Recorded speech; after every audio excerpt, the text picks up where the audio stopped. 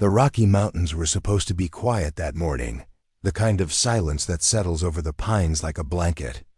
Lieutenant Ava Calder was leading a group of young cadets across a high ridge, showing them how to move with discipline even when the terrain wanted to fight them.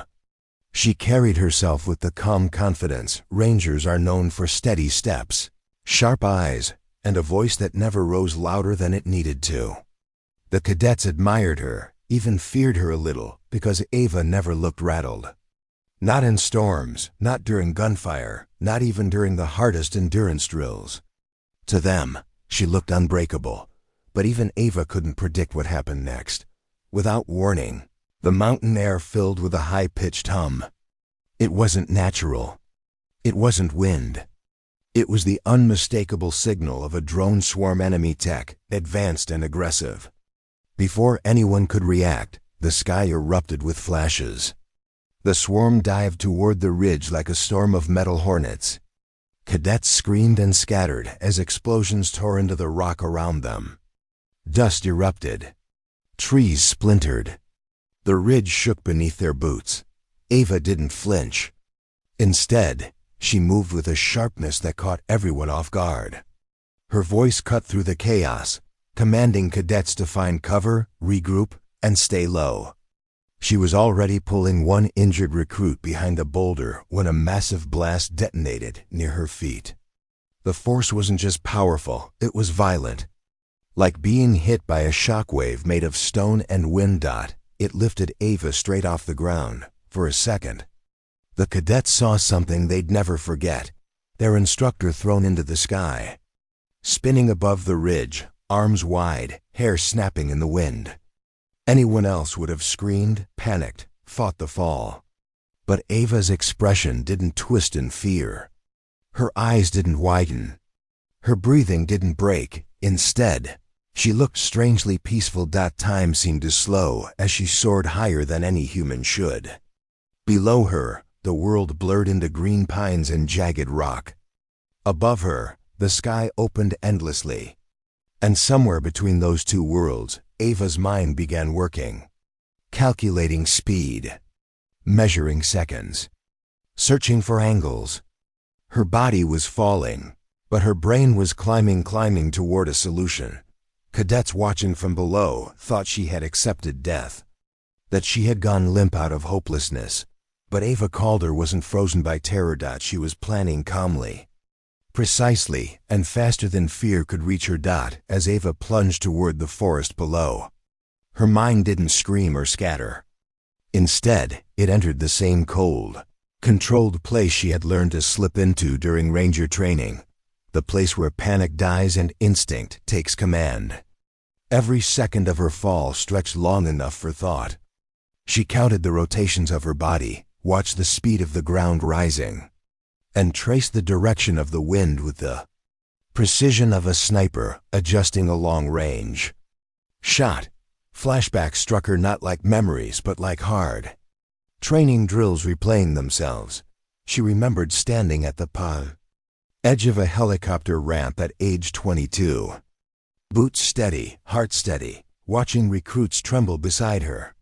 Their instructor had shouted a single line Ava forgot: Rangers don't avoid fear. We learn to outthink it. They were forced to leap into freezing lakes without warning, thrown off cliffs into deep water during night drills, and dropped into forests with no gear, ordered to survive on instinct alone.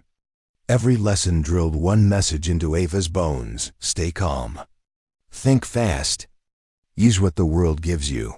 Now falling through open sky, those lessons sharpened into survival. A flash of silver spun below her. An enemy drone. One rotor damaged, spiraling out of control. Most falling soldiers would never see it, but Ava tracked it instantly. The machine wasn't just a threat now. It was a tool. Her brain made the calculation: angle, reach, timing, rotation speed. She stretched her arm out, letting the air drag her body just inches into alignment. At the perfect second, she latched onto the drone's frame with a jolt that nearly tore her shoulder out. The drone bucked wildly under her weight, its rotors whining.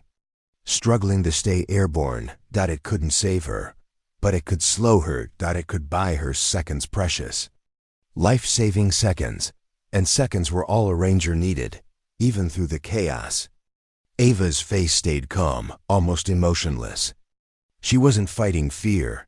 She was executing a plan the dying drone carried.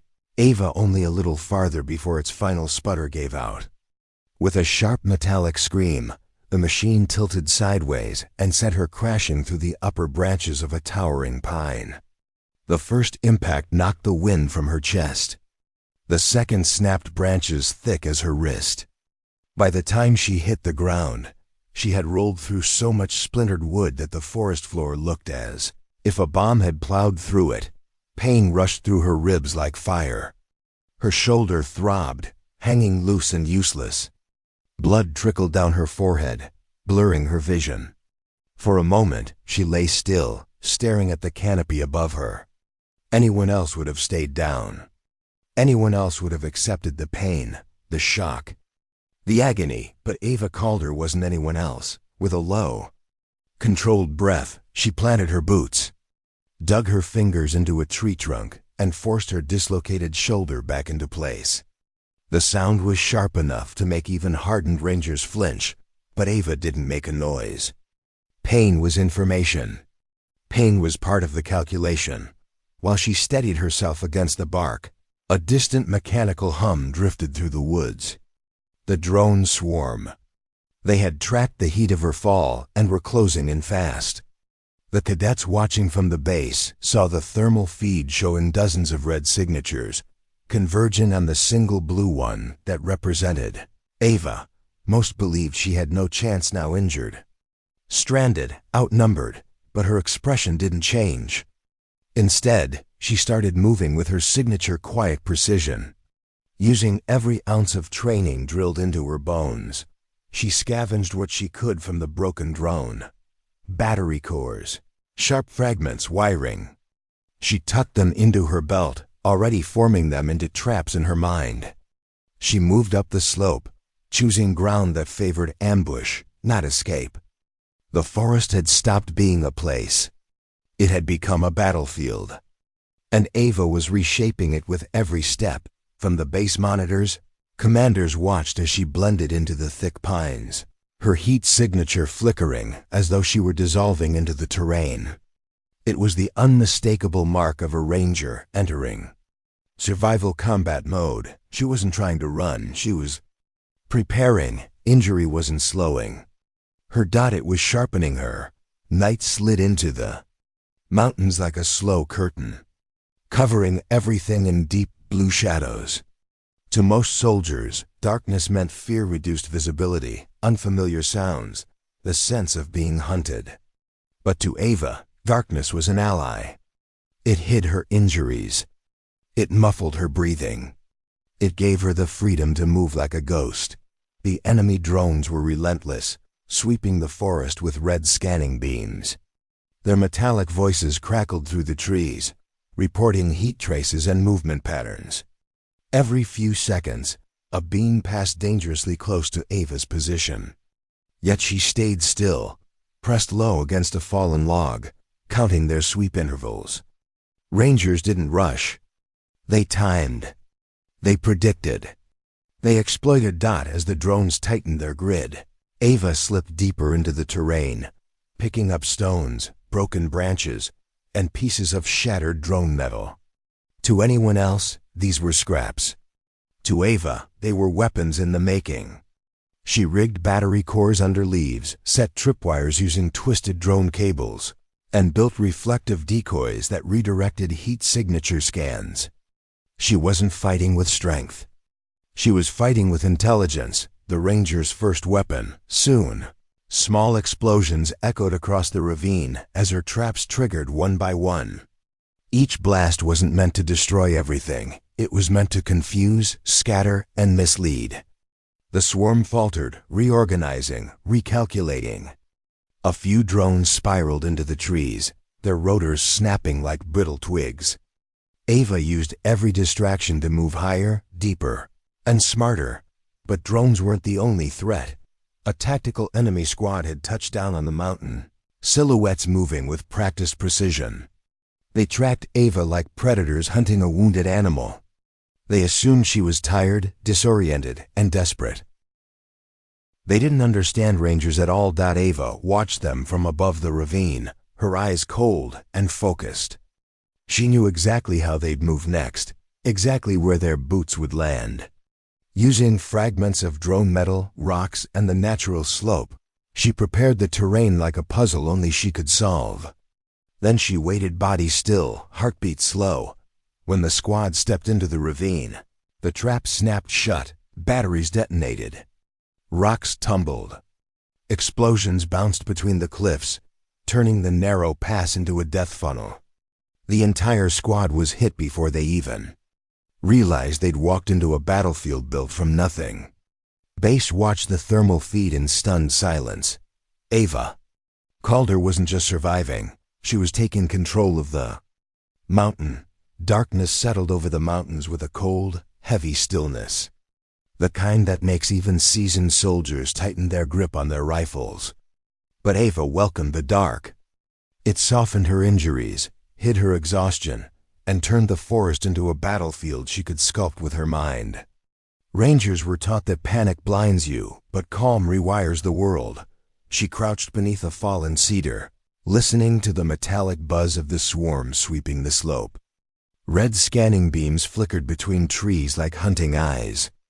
Every few seconds they crossed her path, but Ava didn't flinch or crawl away. She simply counted. 1, 2, 3, sweep. 1, 2, 3, repetition. Patterns became rhythms, rhythms became opportunities.